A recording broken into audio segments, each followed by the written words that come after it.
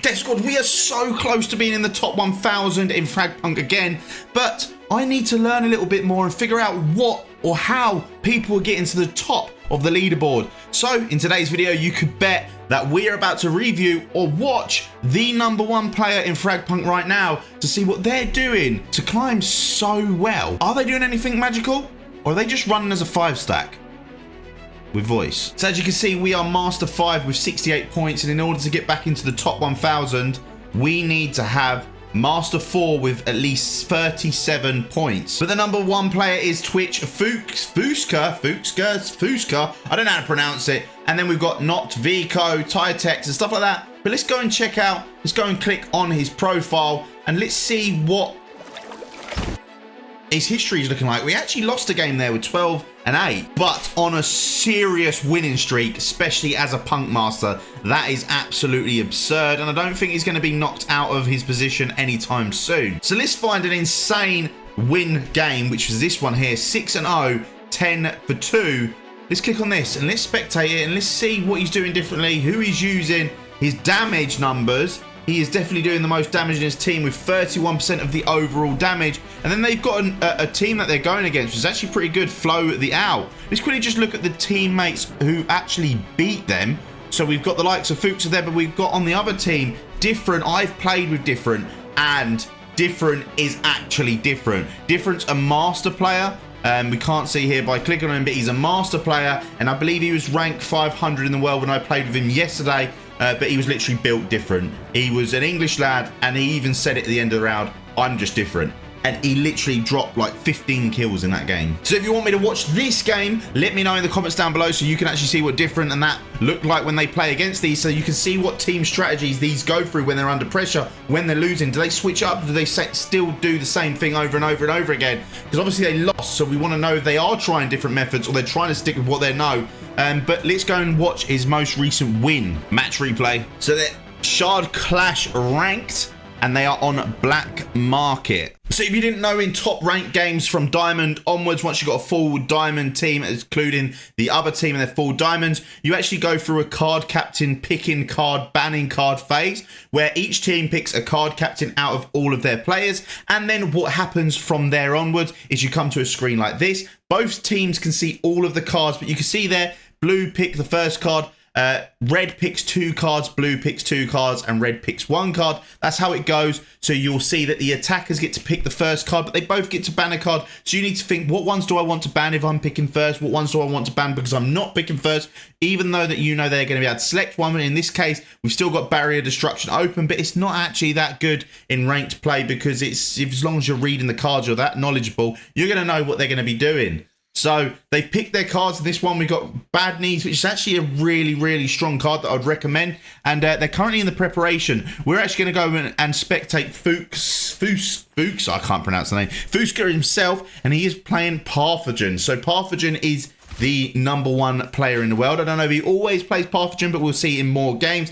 In the prep phase, he's not gone and laid down any single traps anywhere. Not that I've seen. Let me remove this off the bottom of my screen. And he is just holding mid. Now, it does take a special someone to hold mid. He's already taken damage. You can see he's on 124, and that's because he's jumped. He's got Bad Knees on him. So they might lose this first round.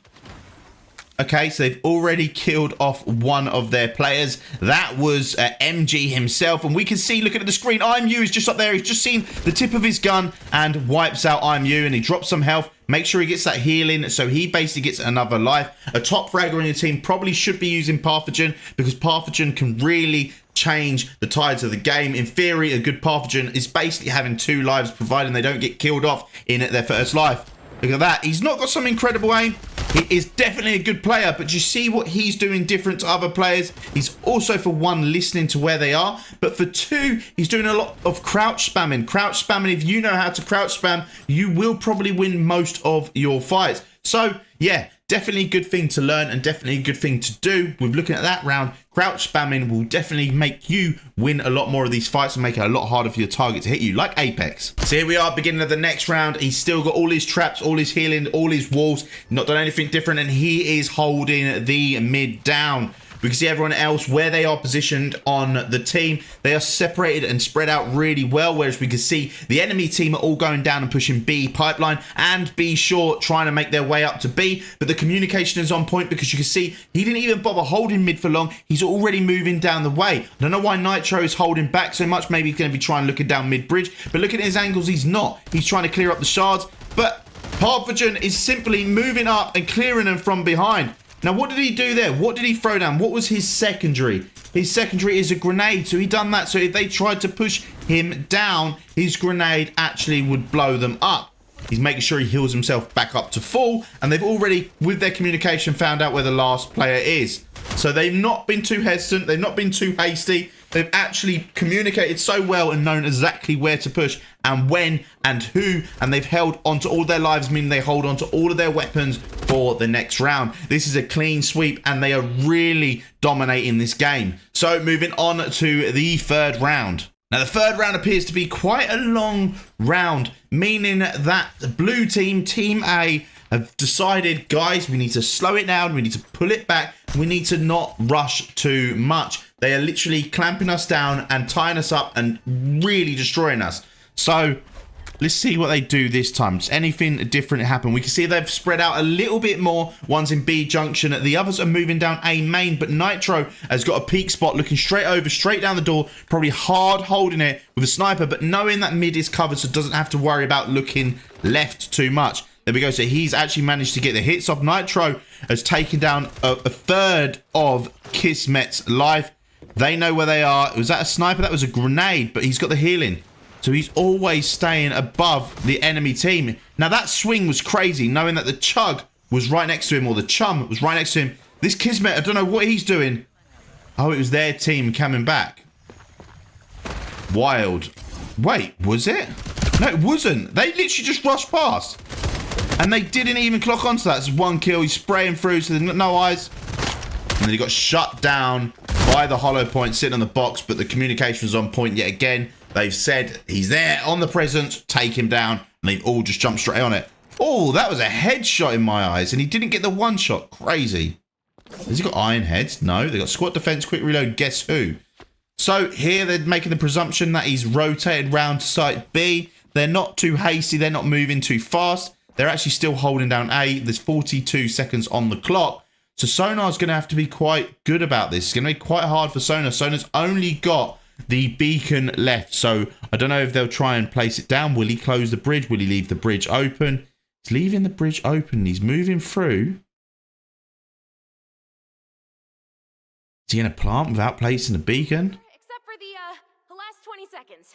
So good. He's having a good peek, making sure no one's there. Keeping the shot at eye height. He's seeing the spider trap. 10 seconds left. Made sure he's in sight of the spider trap because he knows that they're probably going to go through it. But then I think they've seen where he's planted the diffuser and decided to not go through the spider trap. But they are moving together. Look at them on the map holding hands. They are pushing together to make it really hard. So even if he takes one, the trade-off would be that the two should outnumber the one in terms of damage, unless he's got a godly aim and he does hit them headshots. But they are both fighting together. This is a real good peek.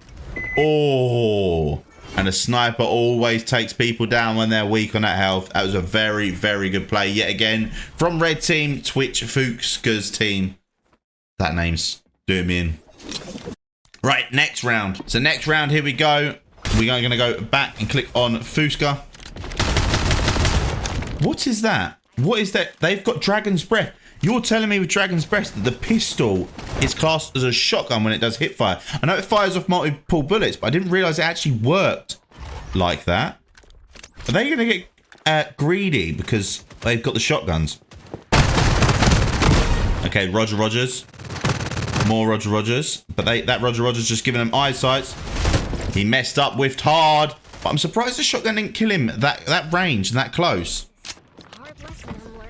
Okay, we got 3 reds sitting on site. They are all healing up in B. We got double heals coming down from Pathogen. And we can see Sonar is just sitting around the corner with no idea that they're there, but sitting there with his shotgun. And it makes a hit. Oh, got hit by the grenade through the wall. That was good play from Kismet, making sure you drop down that grenade. How did he miss? No chance whatsoever. Oh, and he's got no one covering his right angle. So he lost to that, unfortunately. And now they're just pushing in, squeezing in. Pathogen's going for the plant. And then I don't know what Spider and Nitro can really do here. Looking at Nitro's perspective, just giving a bit of a spray. And the AK giving it a spray. Are they actually going to try it? Or are they going to try and back off here? So we're seeing here lots of crouch play. Every time they shoot, they crouch. So everyone's trying to pre-aim the head. If you get in that crouch off, sometimes it helps you massively get that advantage. They're timing the pulse as well so they don't get pinged up where they are. Clean shots, very clean shots. But there's still 3 left. Nitro's gone round taking the bait and died. And they both lost that round, unfortunately. Let's move on to the next one. So here we are on the 5th round in the game. After this one, they will switch sides. So we can see what they're like on attacking. But this Fusca as a pathogen is not... I wonder if he uses pathogen on the attacking side. Well, I mean, we're soon going to find out. We can see everything that's being used here. Chum's already been deployed. Nothing else has been deployed, not to what I can see. We've had 1 turret down, 1 wall down by Nitro. And Spider's put 1 trap down and both of his teleportations. Lovely swing. Absolutely lovely swing. But it was a trade-off. Wasn't a one for, you know, just killing off one outright. They actually traded off and had a 1-for-1 then. Okay, the grenade just went through smoke grenades. That's actually given a lot of information. Now they know by hearing that someone's there. Oh, is this Kismet? What's this Kismet going to do? Okay, he's got damage numbers. So he knows someone's sitting in that smoke. That Revolution loves to give it a go. Oh, Kismet, Revolution always manages to take out that Twitch Fusca. I think he's his nemesis. So they got backing off. Let's see what they do from their perspective. We got the Kismet. What is she doing? Firing her grenades off. What does a Nitro do in this situation? Okay, he's going for the long angle.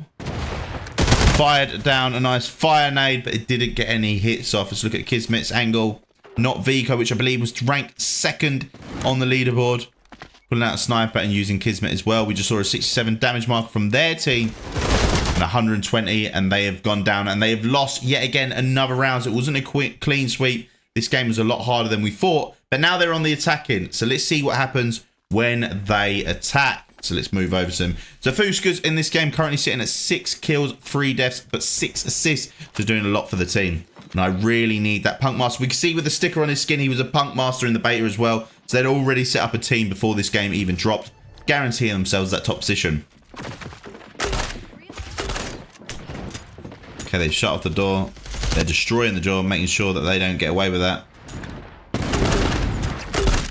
Grenade warfare going through there.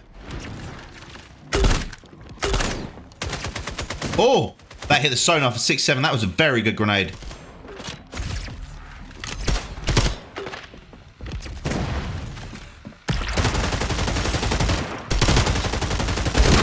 Okay, 1 down. Heal himself up.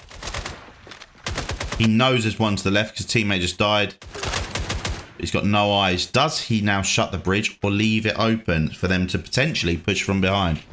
Okay, it's swung around nicely. He's literally got them angles down to a T. We have got the Chum sneaking in behind, but Nitro has got eyes on Chum. And he's just not... Well, he hasn't got eyes on him, but he's just holding that angle, making sure his team are free to do whatever. Now Chum did try and do a fast peek with the axe before actually pushing, but didn't get enough advantage in terms of view advantage to be able to make sure he had a clean play. They're not scattering off. They're not running out. They're not playing stupid. They're playing very efficient and not trying to waste lives if they don't have to. I've got so many games where so many players love to push or swing corners when they really shouldn't. They should just hold it down. You've got the bomb planted. Defend that goddamn bomb. You've now got a massive advantage. Hold the key angles and stop the enemy pushing. Okay, we're back at it, and we are watching Fusca, but he's using a sniper on attack. So that is what he's doing differently. We see the other person, Aim God, sniper. We got another sniper for Nitro. So we've got snipers all across the board here on attack. Pretty wild.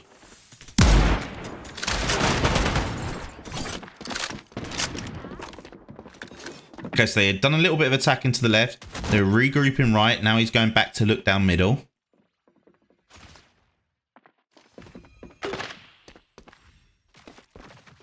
Now you see what he was doing there? He's constantly trying to keep in the aim-in pattern. No way.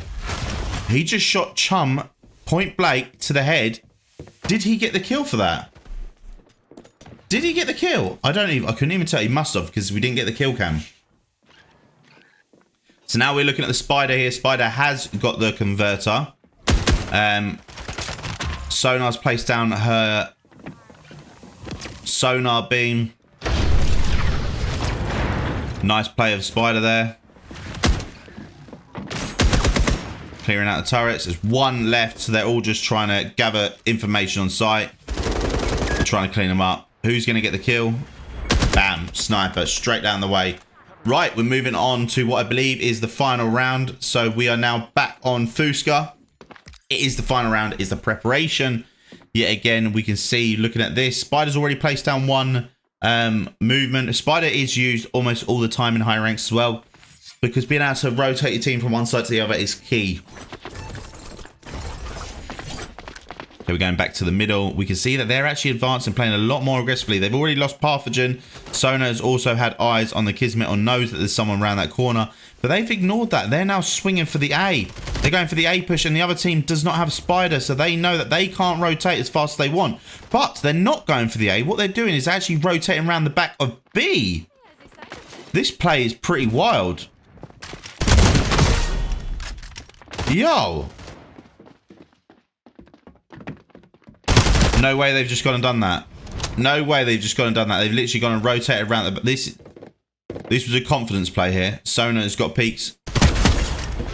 Lost to the marksman rifle from Nitro. So that was it. That was the #1 player in the world playing a ranked. It was me reviewing it. If you like these types of videos, let me know in the comments down below who you want me to review next. Should we go through and try and see if we can find some cheaters in the top 1,000? And yeah, guys, like, follow, comment, subscribe. See you in the next one. Peace.